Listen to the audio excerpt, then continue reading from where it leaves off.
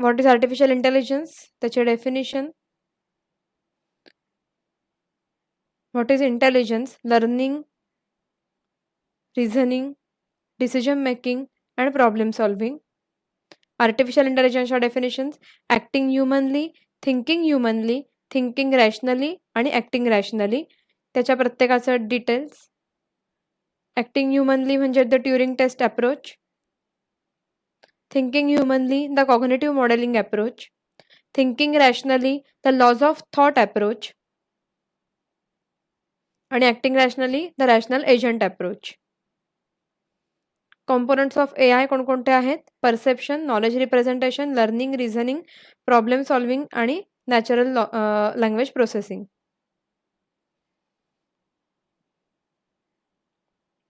त्यानंतर काल आपण बघितलं कम्प्युटेशनल इंटेलिजन्स म्हणजे regular softwares versus artificial intelligence म्हणजे आपले रोबोट्स.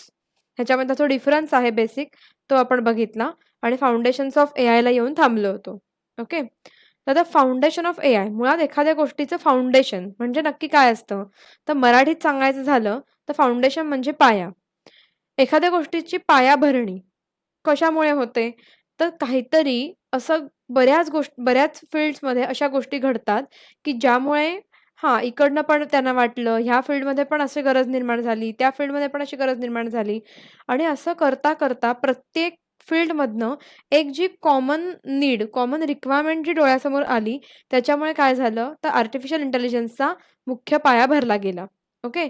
तर आता हे जे फाउंडेशन आहे, फाउंडेशन ऑफ AI, हे प्रत्येक क्षेत्रामध्ये त्यांनी आर्टिफिशियल इंटेलिजन्सकडे कशा पद्धतीने बघितलं आणि मग ह्या सगळ्या क्षेत्रांचं एकत्रीकरण करून आपण आर्टिफिशियल इंटेलिजन्सची काय डेफिनेशन तयार केली किंवा आर्टिफिशियल इंटेलिजन्स आपण कशा पद्धतीने डेव्हलप करायला सुरुवात केलं हे त्याच्यामुळे कळेल. तर आपण आता पुढे जे बघणार आहोत ते फक्त काय बघणार आहोत तर प्रत्येक क्षेत्रामध्ये आर्टिफिशियल इंटेलिजन्सच्या दृष्टीने किंवा आर्टिफिशियल इंटेलिजन्सची गरज पडेल ह्यासाठी पडलेले जे काही क्वेश्चन्स होते तेवढे क्वेश्चन्स फक्त आपण बघणार आणि त्या क्वेश्चन शोधण्यासाठी म्हणून मुळात काय झालं तर आर्टिफिशियल इंटेलिजन्सची निर्मिती झाली किंवा त्याचा शोध लावला गेला. ती एक कन्सेप्ट आहे, ती हळूहळू आकार घेत गेली. कारण मुळात AI ही एक जस्ट कन्सेप्ट आहे. ते कोणताही टूल, टेक्नॉलॉजी किंवा एक वस्तू अशी नाही की ज्याचा अचानक काहीतरी झालं आणि शोध लागला. तर असं नाहीये. AI हळूहळू डेव्हलप होणारी एक काय म्हणता येईल कन्सेप्ट आहे. एक खूप मोठी लार्ज नंबर ऑफ टेक्नॉलॉजी त्याच्यामध्ये एकत्र आहेत. अशा पद्धतीचे AI आहे. सो आता आपण क्वेश्चन बघूया की नेमकं कशा प्रकारचे त्याची गरज निर्माण होत गेली. तर सगळ्यात पहिल्यांदा आहे फिलॉसॉफी. फिलॉसॉफी म्हणजे विचार आपण ज्या ह्याच्यातनं करतो तशा पद्धतीचं बऱ्याच गोष्टी बरेच प्रश्न पडायला लागले, बरीच गरज निर्माण व्हायला लागली. Can formal rules be used to draw valid conclusions? एखाद्या गोष्टीचा विचार करत असताना काही त्याला तर्कशुद्ध काही फॉर्म्युला लावता येईल का? किंवा how does the mind arise from a physical brain? आपल्या रेग्युलर मेंदूमधनं नेमकं मन आपण जे म्हणतो म्हणजेच मेंदूतला विचार करणारी जी कुठली ब्रँच आहे, मेंदूचा असा एक भाग आहे की जो विचार करतो, ज्याला आपण मन म्हणतो. ते कशा पद्धतीने त्याच्यामधनं तयार झालं? विचार कशा पद्धतीने करायला सुरुवात झाली? Where does knowledge come from? नेमका नॉलेज जे असतं ते कुठे स्टोअर होतं? विचार कुठे होतो? How does knowledge lead to action? आपल्या डोक्यामध्ये विचार बरेच येत असतात, पण तरी सगळेच विचार काय आपण प्रत्यक्षात आणत नाही. तर जो आपल्याला योग्य वाटेल, जो आपल्याला रॅशनल वाटेल, असाच विचार आपण पुढपर्यंत फॉरवर्ड करतो आणि मगच त्याच्यावरती ॲक्शन. अगदी रॉ उदाहरण सांगायचं झालं, तर वर्गामध्ये आपण समजा तुम्ही बसलेले आहात. आता ऑनलाईन वर्गामध्ये ऑनलाईन वर्गामध्ये आपण काही करू शकतो. पण रेग्युलर वर्गामध्ये अगदी तुम्हाला कितीही कंटाळा आला, तरी तुम्ही उठून जाऊ शकत नाही. मनात विचार चालू असतो, की नको आता लेक्चर, आपल्याला खूप कंटाळा आलाय, कुठेतरी बाहेर जाऊन फिरून यावं. पण वेगवेगळे विचार मनात चालू असताना आत्ता खरोखर प्रॅक्टिकली मी उठून जाणं योग्य आहे का? किंवा मला शक्य आहे का? असे वेगवेगळे विचार चालू असतात. पण तरीसुद्धा आपण त्यातला एकच विचार फॉरवर्ड करतो. एकच विचार मनात घेतो आणि तो इम्प्लिमेंट करतो. कोणता? तर मला आत्ता इथे बसून समोरचं जे काही लेक्चर आहे ते ऐकलं पाहिजे. सो नेमका कोणता विचार आपल्या सगळ्या ह्याच्यामधला सिलेक्ट होतो आणि त्याच्यावरती आपण ॲक्शन घेतो. हे फिलॉसॉफीच्या ह्याच्यामधलं आलं. दुसरं आहे mathematics. What are the formal rules to draw valid conclusions. Mathematics म्हणजे एखाद्या गोष्टीकडे आपण ॲज अ फॉर्म्युला म्हणून किंवा मॉडेल म्हणून जेव्हा आपल्याला बघायचं असेल डिसिजन घेत असताना, तर असे कोणते फॉर्मल रूल्स आपण तयार करू शकतो का, की ज्याच्यामध्ये व्हॅलिड कन्क्लुजन आपण ड्रॉ करू शकतो? What can be computed? How do we reason with uncertain information? काही गोष्टी आपल्याला माहिती आहेत, काही गोष्टी माहीत नाही आहेत. तर अशा अनसर्टन इन्फॉर्मेशन आपल्याकडे असताना नेमकं आपण काही त्याच्यावरनं कन्क्लुजन काढू शकतो का? त्यानंतर इकॉनॉमिक्स, आर्थिकदृष्ट्या बघायचं झालं, तर how should we make decisions so as to maximize payoff? How should we do this when others may not go along? How should we do this when the payoff may far in the future? म्हणजे एखाद्या गोष्टी ची action घेत असताना त्यातलं नेमकी कोणती action आपल्याला परवडू शकेल, कोणती नाही परवडू शकणार, अशा प्रकारचे इकॉनॉमिकल प्रश्न निर्माण व्हायला लागले. त्यानंतर न्यूरोसायन्समध्ये how do brains process information? सायकॉलॉजीमध्ये how do humans and animals think and act? Computer इंजिनिअरिंगमध्ये how can we build an efficient computer? Control theory and सायबरनेटिक्समध्ये how can artefacts operate under their own control? लिंग्विस्टिक्समध्ये how does language relate to thought? हे सगळं जे काही आपल्या डोक्यामध्ये, मेंदूमध्ये घडामोडी घडत असतात, वेगवेगळ्या विषयांवरती वेगवेगळी माणसं काम करत असतात. प्रत्येकाचा ब्रेन त्या दृष्टीने चालत असतो आणि म्हणून त्या दृष्टीने किंवा तो विचार त्या माणसाच्या, त्या क्षेत्रातल्या माणसाच्या डोक्यात येत असतो. सो हे असे सगळे जे गोष्टी आहेत, वेगवेगळ्या क्षेत्रात पारंगत असलेली माणसं किंवा एक्सपर्ट असलेली माणसं, ते कसा विचार करत असतील आणि हे सगळं ॲज अ आउटपुट म्हणून भाषेच्या स्वरूपात कसं आपण बोलत असू आणि मग त्याच्यावरती ॲक्शन घेत असू. एखादा विचार आपल्या डोक्यात येणं आणि त्याची ॲक्शन घेणं, हे महत्त्वाचं असतं. आणि हे असं सगळं जे फाउंडेशन आहे, ते तयार व्हायला लागलं ओव्हरऑल एका ठराविक काळामध्ये आणि म्हणून त्याच्यातनं हळू-हळू आर्टिफिशियल इंटेलिजन्स ही जी कन्सेप्ट आहे ती आकाराला यायला लागली. त्याची हिस्ट्री आता नेक्स्ट पॉइंट म्हणून आपण बघणार आहोत. तेव्हा आपल्याला कळेल की हे सगळं नेमकं केव्हा घडलं. आत्ता आपण ह्या काळामध्ये आपण आर्टिफिशियल इंटेलिजन्स हा करंट टॉपिक अजूनही त्याच्यामध्ये काम चालू आहे, संशोधन चालू आहे म्हणून बघतो. पण मुळात त्याची सुरुवात केव्हा झालेली आहे बघा. The gestation of artificial intelligence in 1943 to 1955. आता जे काही मी क्वेशन्स वाचून दाखवले, हे सगळे क्वेशन्स, हे सगळं फाउंडेशन ॲक्चुअली 1943 पासून 1955 पर्यंत सगळ्या क्षेत्रात किंवा त्या एका एका टीममध्ये असलेली वेगवेगळ्या क्षेत्रातली माणसं आहेत, ती एका विषयावरती काम करत होती. ते म्हणजे आर्टिफिशियल इंटेलिजन्स. त्यांच्या डोक्यात असं काहीतरी रफली तयार होत होतं, की असं असू शकतं का? असं ऑटोमॅटिक करता येऊ शकतं का? आणि ते जे क्वेशन्स आहेत त्यांची आन्सर्स ते शोधत होते. So the term was introduced by John McCarthy. Actual 1955 मध्ये आणि 1956 मध्ये 1955 आणि 56 ह्या दोन्हीच्या मध्यात काय झालं, तर त्या कन्सेप्टला आर्टिफिशियल इंटेलिजन्स म्हणजे माणसं रेग्युलर इंटेलिजन्स वापरून विचार करतात. मग हे सगळं जर आपण कॉम्प्युटरकडनं करून घ्यायचं म्हटलं, तर त्याला काय बरं म्हणता येईल? तर आर्टिफिशियल आणि म्हणून त्याला इंटेलिजन्स असं नाव दिलं गेलं. माणसाची बुद्धिमत्ता ही आर्टिफिशियल केली गेली. तर ही सगळी जी आपली बुद्धिमत्ता आहे माणसाची, ती आर्टिफिशियली करता येईल का? असा एक जो कन्सेप्ट त्याच्यातनं बाहेर आली आणि त्याला नाव दिलं गेलं ॲक्चुअल आर्टिफिशियल इंटेलिजन्स. आणि ती कोणी शोधून काढली किंवा ही कन्सेप्ट ॲक्चुअली कोणाच्या डोक्यातनं आली?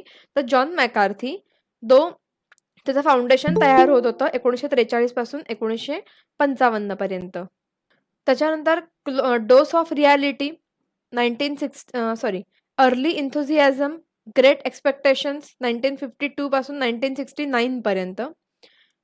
थोडक्यात बऱ्याच वेगवेगळे शास्त्रज्ञ आहेत त्याच्यावरती विचार करत होते, नवीन-नवीन कन्सेप्ट काढत होते आणि सगळ्यांना खूप मोठ्या अपेक्षा होत्या या क्षेत्राकडनं. अजूनही आहेत. इतके वर्ष या गोष्टीला घडून गेली तरीही आपण ह्याच्यावरती अजून काम करतोय आणि जे पूर्ण झालेलं नाहीये. कारण ह्याच्या पुढचं एआयच्या पुढचा कुठल्या टॉपिककडे आपण जातोय, तर IoTकडे आपण वे आफ्टरवर्ड्स किंवा फॉरवर्ड म्हणून आपण त्याच्याकडे बघतो आहोत. अ डोस ऑफ रिॲलिटी 1966 पासून 1973, knowledge based systems the key to power AI म्हणजे थोडक्यात आता वेगवेगळ्या इंडस्ट्रीमध्ये एआय वापरलं गेलं, तर नक्कीच त्याच्यामध्ये काय होईल, तर त्या क्षेत्रात जास्त प्रगती लवकरात लवकर घडणार आहे. एआय बिकम्स अन इंडस्ट्री 1980 मध्ये ते इंडस्ट्रीमध्ये एक्सेप्ट केलं गेलं. The return of neural networks. AI adopts the scientific method 1987 मध्ये पासून प्रेझेंटपर्यंत अजूनपर्यंत चालू आहे. सायंटिफिक मेथड्स त्याच्यावरती तयार करतोय आपण.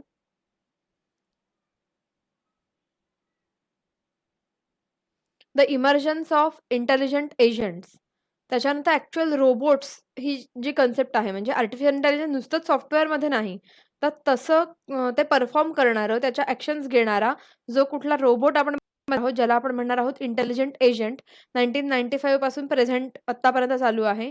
The availability of very large data sets 2001 पासून अजूनपर्यंत. त्याच्या संदर्भात जे काही काम केलं गेलं, ते सगळं एकत्रित करून किंवा त्याची अवेलेबिलिटी वाढत गेली आणि अजूनपर्यंत हे काम चालू आहे त्याच्यामध्ये नवीन-नवीन शोधांचा भर घालण्याचं. मग आता एक्झाम्पल्स ऑफ एआय ही सुद्धा खरं तर खूप जुनी एक्झाम्पल्स आहेत. पण आपण आत्ता स्टडी करतोय. गेम कोणता? चेकर्स सारखा गेम, की computer played as an opponent. Computer स्वतः माणसासारखा विचार करून हा गेम ॲज अ ऑपोनंट म्हणून खेळू शकतो. एज्युकेशनमध्ये फॉर एक्झाम्पल अल्जेब्रामध्ये एखादा काही प्रॉब्लेम असेल, तर तो प्रॉब्लेम सॉल्व्ह करण्यासाठी आपण एआयचा वापर करू शकतो. त्याच्यानंतर मॅथ्स, एखादा लॉजिकल थिअरम सॉल्व्ह करण्यासाठी, प्रूव्ह करण्यासाठी मॅथेमॅटिकल जे काही आहे ते एआयचा वापर केला जाऊ शकतो. किंवा लँग्वेज, ॲक्चुअल लँग्वेज बोलण्यासाठी. कारण इंग्लिश किंवा अगदी तुम्ही कोणतीही बोलीभाषा जरी घेतलीत, तर ती बोलण्यासाठी बेसिक इंटेलिजन्स लागतो. नुसतीच वाक्य टाकलेली आहेत आणि ती वाचायची असं नाही. विचार करून नेमकं मला आता काय बोललं पाहिजे, तेच वाक्य मी आत्ता काय करते आहे, बोलते आहे. बरोबर? मग हे सगळं एआय थ्रू हळू काय चालू आहे, काम चालू आहे. रादर काय बऱ्याचशा क्षेत्रामध्ये झालेलंही आहे. आपण त्याची हिस्ट्री बघतोय, आत्ता जी बघतोय ती. सो हिस्ट्रीवरती किंवा त्याच्या फाउंडेशनवरती फार काही वेळ घालवावा असं मला वाटत नाहीये. त्यामुळे आपण state of art AI today ह्याला जायचं. स्टेट ऑफ आर्ट म्हणजे काय, की आत्ता एआयमध्ये नेमकं काय काम चालू आहे? त्याची ॲप्लिकेशन्स कोणती आत्ता वर्क होतायत? ओके.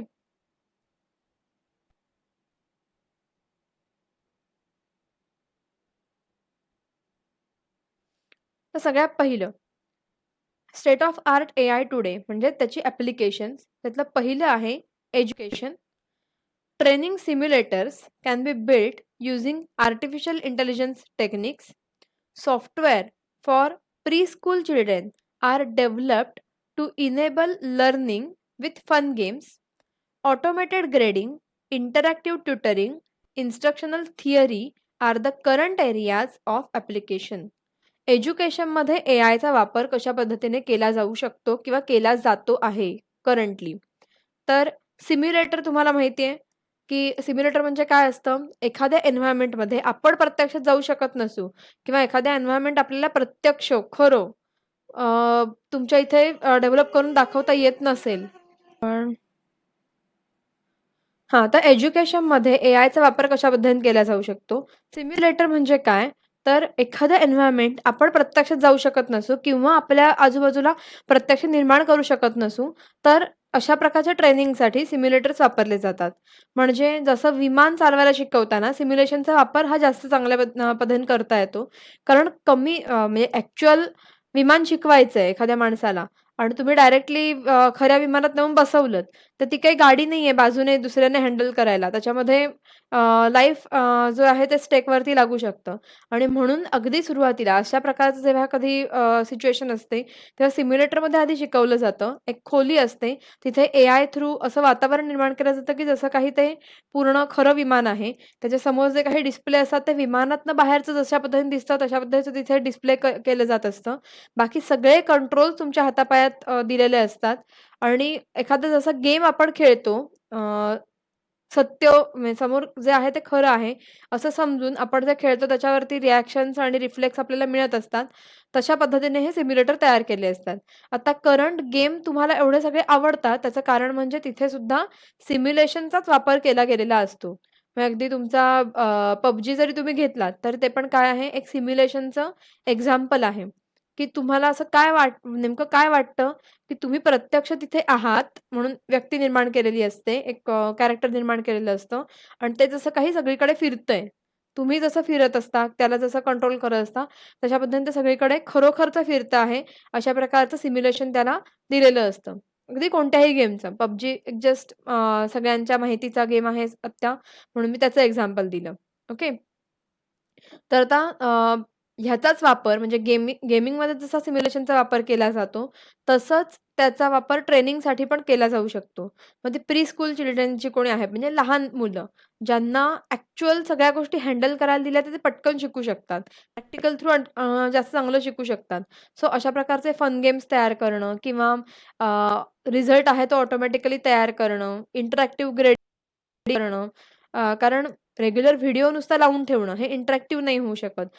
माणसाचा रिस्पॉन्स बघून मग त्या पद्धतीने आपण काय जे आहे ते डिलिव्हरी चालू करणं, ह्याला इंटरॅक्टिव्ह ट्युटरिंग असं म्हणतात. सो अशा प्रकारची जी कामं आहेत ती एआय थ्रू केली जाऊ शकतात आणि त्यांचा वापर एज्युकेशनमध्ये अशा पद्धतीने केला जाऊ शकतो. दुसरं आहे ते म्हणजे entertainment. Many movies, games, robots are designed to play as a character. आता सांगितलं ते example. In games, they can play as opponent when human player is not available or not desirable. म्हणजे एंटरटेनमेंट्समध्ये सुद्धा गेम्स किंवा इतर मूव्हीजमध्ये वगैरे ह्या एआयचा वापर करून एंटरटेनमेंट चांगल्या पद्धतीने केली जाऊ शकते. पुढचं एक्झाम्पल किंवा ॲप्लिकेशन आहे मेडिकल. मेडिकलमध्ये AI has application in the field of cardiology म्हणजेच CRG, न्यूरोलॉजी म्हणजेच MRI, एम्ब्रायोलॉजी, सोनोग्राफी म्हणजेच सोनोग्राफी, त्यानंतर complex operations of internal organs etcetera. जिथे माणसाची शक्ती किंवा माणसाचं एक्सपर्टीज कमी पडू शकतं, अशा ठिकाणी एआयचा वापर हा मेडिकलमध्ये सुद्धा खूप चांगल्या पद्धतीने करता येऊ शकतो. दो आपल्याला काय केलं पाहिजे, टेस्टिंग आणि ह्या सगळ्या गोष्टीचं म्हणजे एआय नुसतंच आहे म्हणून चालणार नाही, तर तेवढ्या हाय लेव्हलचं ते असलं पाहिजे. It can also used in organising bed schedules, managing staff rotations, store and retrieve information of patient. म्हणजे आता तुम्ही जे रेग्युलर सॉफ्टवेअरमध्ये आपण करायचं म्हणतो, त्याच्यामध्ये स्मार्टनेस आणणं, ऑटोमेशन आणणं आणि जसा माणूस विचार करतो तसा विचार त्या कॉम्प्युटरला किंवा सॉफ्टवेअरला करायला शिकवणं, हे सुद्धा एक एआयचं एक्झाम्पल आहे. सो बेड शेड्यूलिंग म्हणजे कोणता बेड ऑक्युपाईड आहे, तर कोणता बेड फ्री आहे, कोणता बेड कोणाला देऊ शकतो, कोणत्या पेशंटला, हे अशा पद्धतीचं सगळं सुद्धा मॅनेज करणं किंवा जिथे मॅनेजमेंट येते, तिथे माणसाचा विचार येतो आणि जिथे माणसाचा विचार येतो, तिथे जर ते कॉम्प्युटर थ्रू करायचं झालं, तर तिथे एआय येतं. Okay. Many expert systems are enabled to predict the disease and can provide with medical prescriptions. आता करंट जगामध्ये हे खूप ठिकाणी, खूप हॉस्पिटल्समध्ये वापरलं जातं.